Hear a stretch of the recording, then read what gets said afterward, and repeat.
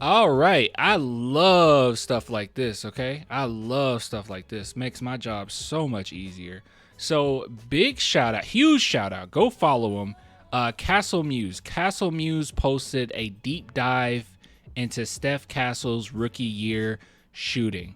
So, as you guys know, I brought this up many a times, and this wasn't a way of like discrediting Steph Castle or anything. I think Steph Castle is a phenomenal player. I think it's kind of crazy because when I mention this, it's actually to praise him. Like it shows how good he is when I bring this up. But I always bring up how his shooting was one of the worst in the NBA, right? Absolute worst in the NBA. I think at one point he was one. I don't know if by the end of it he still was one. I have no idea. But he was like at the top of the list of one of the worst shooters. And I think Keldon Johnson was like 6. And what was kind of sad about that list was it was a bunch of super young guys, and then you just saw Keldon in there. But Steph Castle, not a great shooter. But the reason why I say that I actually praise him is because despite his shooting being so bad, you cannot tell because his pace is good. He takes very smart shots. I mean, he could shoot 20% from 3, but you didn't notice, right? Because he's so creative to get into the rim. He's making right reads. Like he's great defense. So it's so many other parts of his game that's also important rather than just his outside shooting. But I'm sure that when we get to look at this deep dive, we're going to see some pretty horrific shooting from outside. But maybe some top tier shooting from the end. So let's see here. So first and foremost, he shows the tip of the iceberg. So 42.8% field goal percentage, 28.5% three-point percentage, 72.4% free throw percentage. Stats anyone can grab from ESPN, but what do you think it actually means? So now he's about to break it down. Yeah, this is what I'm talking about. People always just say, hey, here's the box score, which is fine. It's fine to look at it, to some extent, but it's good to look at it a little deeper. So, all right, obviously we can't play that because copyright, but he says at the rim, 9.4 drives per game, first amongst rookies. Yeah, I could have assumed that. 61.1% driving field goal percentage, 62.7 rim field goal. That's pretty impressive.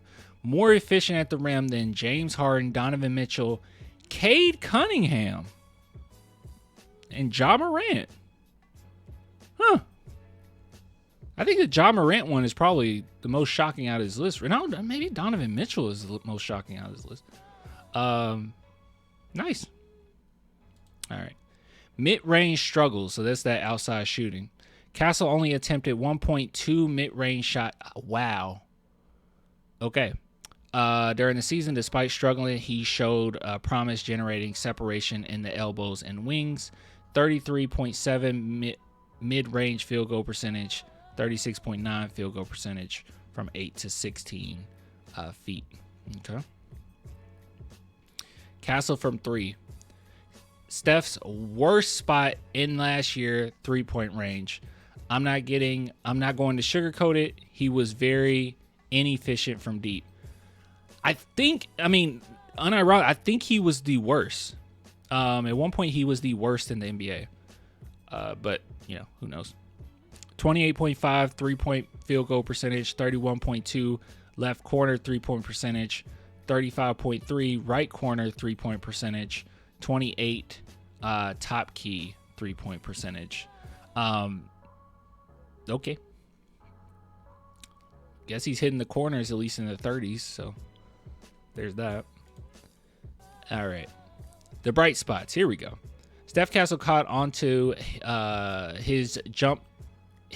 Oh my goodness, I sound like Ice Cube in War of the Worlds.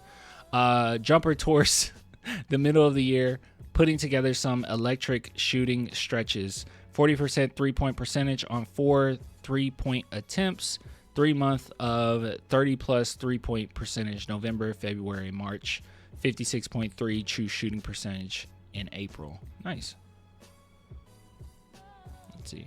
Comparing rookies. All right. His field goal and 3-point numbers may look bad to the untrained eye. But NBA fans must realize that rookie guards historically struggle to put up efficient numbers.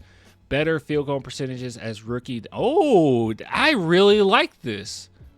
I really like that he brought this up. You contextualize. Really?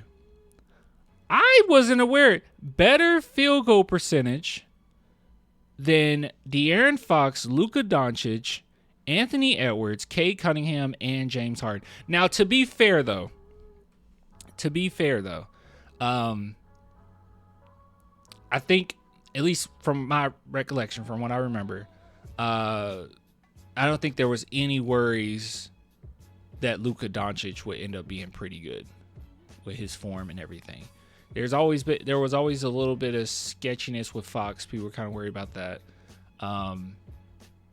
But yeah, so that's cool though. Okay, we can let that play. That's not going to be copyrighted. Future shooting jumps. Steph Castle has been closely training with world-renowned NBA trainer, the guard whisperer, who's known for improving jump shot effectiveness. Yeah, he's I think Carter Bryant's been there too. He's also been credited for improving Evan Mobley's jump shot, which took a jump from 21.6% to 37% three-point percentage.